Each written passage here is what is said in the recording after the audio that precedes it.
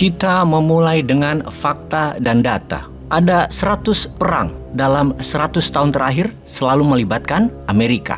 Perang militer dalam 40 tahun terakhir 90% terjadi di negara penghasil fosil oil. Perang dalam 40 tahun terakhir melibatkan 80% senjata ciptaan perusahaan defense kontraktor Amerika. Ancaman berikutnya bagi Indonesia adalah perang militer langsung, perang non-militer seperti hacker, drone, satelit intelijen, hoax dan disinformasi di sosial media, pangan, virus dan vaksin, serta penyakit efek pandemi, pangan, dan ada banyak lagi. Setelah energi, maka perebutannya adalah wilayah penghasil kekayaan alam, baik di permukaan tanah seperti spice dan soft commodity maupun di bawah tanah, yaitu mineral. Amerika sejak tahun 1969 menggunakan hard power atau military approach dalam foreign policy. Tiongkok menggunakan soft power sejak tahun 2013 yang dikenal dengan nama economic approach. Keduanya baik Amerika dan Tiongkok strateginya adalah penaklukan atau kolonialisme, karena pada dasarnya mereka yang untung secara finansial dan untung secara geopolitik. Pertanyaannya, adakah negara yang jadi kaya karena bermitra dengan Tiongkok? Pertanyaan berikutnya, adakah negara yang kaya karena bermitra dengan Amerika? Sahabat semua, kita harus membedakan apa itu negara aliansi atau sekutu, negara teman atau mitra, dan musuh. Amerika dan Tiongkok secara GDP sudah mendekati satu sama lain, artinya kekayaan mereka sudah hampir setara. Angkatan perang Amerika dan Tiongkok di tahun 2027 akan setara. Diperkirakan di tahun 2027 hingga 2037 akan terjadi collide atau tabrakan antara keduanya, yaitu Amerika dan Tiongkok. Dan hasilnya akan menentukan the next New World Order. Pengamat militer dunia memperkirakan bahwa kekuatan yang akan bertabrakan adalah antara Amerika, Sekutu Barat dan Israel melawan Tiongkok, Rusia, dan negara Muslim.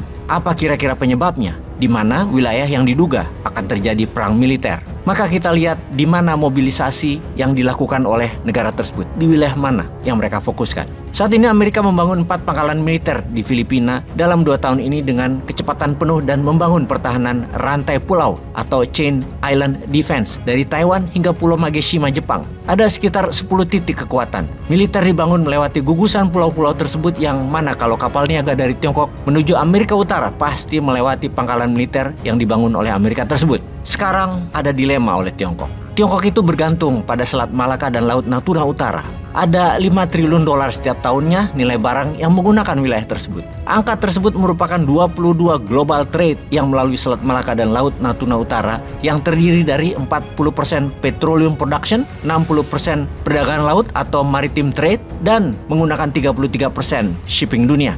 42% transaksi Jepang juga melewati Laut Natuna Utara dan Selat Malaka, dan 65% transaksi laut Korea Selatan juga melaluinya. 51% transaksi Taiwan juga melalui Laut Natuna Utara dan Selat Malaka. Tiongkok food insecurity country. Tiongkok itu confirm negaranya tidak secure terhadap food. Di tahun 2022 Tiongkok mengimpor 200 billion dolar food dan hanya mengekspor 120 billion. Sejak 2013 Tiongkok adalah net import country atas minyak bumi, mendekati angka 15 juta barel per harinya atau 10 kali kebutuhan nasional Indonesia. Dan kita fokuskan sekarang tentang agresi militer Tiongkok di Laut Natuna Utara. Di tahun 1949 Tiongkok membuat yang namanya 9-dash line, 9 garis putus. Alasannya wilayah itu adalah tradisional fishing ground mereka sejak ribuan tahun yang lalu. Terutama ketika selama 100 tahun, sejak tahun 1850, Tiongkok itu dipermalukan oleh great power bangsa Eropa. Wilayah Spratly Island bahkan diklaim Tiongkok mundur ke abad kedua dengan data Potsdam Declaration dan Cairo Declaration setelah Perang Dunia Kedua.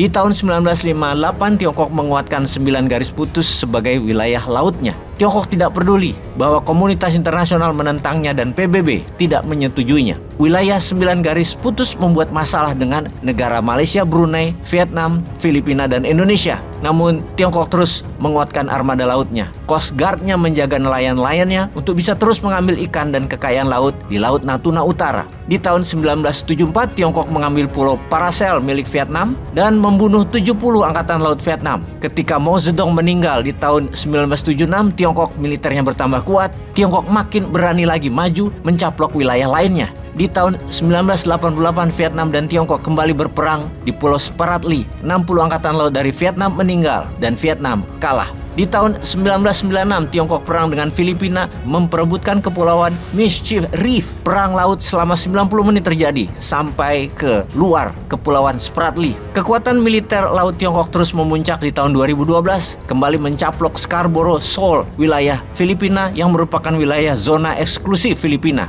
Kemudian Filipina membawanya ke Parliament Court of Arbitration di Hague di Belanda, yang pada tahun 2016 resmi keputusannya bahwa Scarborough Shoal adalah milik Filipina, tapi Tiongkok tetap tidak peduli dan tetap bercokol di sana. Bahkan putusan arbitras internasional tersebut yang membuang 9 garis putus Tiongkok atau invalidating 9 dash line, dan sekali lagi Tiongkok tidak peduli. Tiongkok bukan saja tidak peduli dengan keputusan pengadilan internasional tersebut, malah gaspol maju. Di tahun 2013-2015, Tiongkok membangun besar-besaran pangkalan militer di Spratly Island. Di tahun 2022, US Indo-Pacific Commander Armada ke-7 Amerika yang bermarkas di Okinawa, Admiral John J. Aquilino, mengatakan Tiongkok fully militarize Spratly Island. Membangun bukan hanya pangkalan angkatan laut, namun landasannya bisa membuat mendarat pesawat besar seperti bomber plane dan pangkalan misil dari udara ke udara dan misil dari udara ke darat. Bisa menjangkau 1.500 km misil guide roket tersebut. Artinya bisa mencapai ke semua negara yang ribut urusan dengan 9 dash line-nya Tiongkok. Bahkan puncaknya Tiongkok tidak peduli dengan FONOP,